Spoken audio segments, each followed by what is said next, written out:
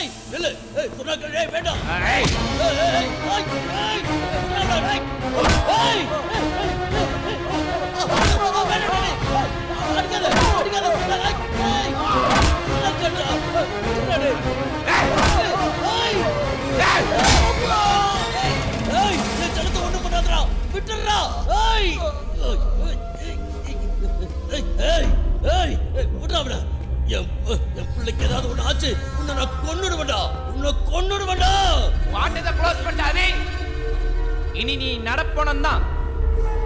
அவனை நான் அடிச்ச அடியில அவனுக்கு உயிர் போகாது.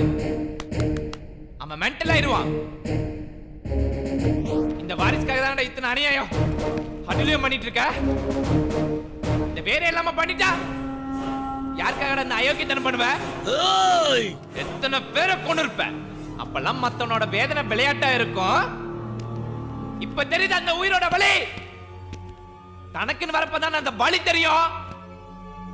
நான் அடிச்ச அடியில உன் புள்ள மென்டலா இருப்பான். அவன் இன்னைக்கு குழந்தை மாதிரி தான். அவனை பாத்துக்கிறதே ஒரு டைம் சரியா இருக்கும். பையனோட குழந்தை பார்வையில் இந்த உலகத்தை பாரு. ரொம்ப அற்புதமா இருக்கும். அதே 10 வயசு குழந்தை மரலில் இந்த உலகத்தை பாரு. ரொம்ப அழகா இருக்கும். மத்தவனை ஏமாத்தணும்னு தோணாது. மத்தவன் சொத்தை அபகரிக்கணும்னு தோணாது. இன்னொரு உயிரை கொல்லணும்னு தோணாது. இதோட ஆட்டம் முடிஞ்சு போச்சு. அதே நீ சொன்னதே திருப்பி சொல்றாதே. பகை நெருப்பு கடன் கொஞ்சம் கொஞ்சம் மிச்சம் வைக்கணும்னு சொல்வடாதே. அதுல பகையை விட்டுட்டு போறேன். உனக்கு என்னைக்காவது அருவாள் தூக்க தைரியம் இருந்தா என்னை கொலை பண்ணணும்னு தோணுச்சுனா வா, நான் காத்துட்டு இருக்கேன். வா.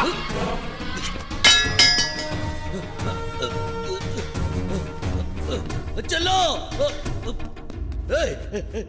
உனக்கு ஒன்றும் ஆகுதுடா. அப்பா நான் இருக்கேன்டா, நீ கவலைப்படாத. செல்லோ, உனக்கு ஒன்றும் ஆகுது. செல்லோ செல்லோ செல்லோ, ஏய் செல்லோ.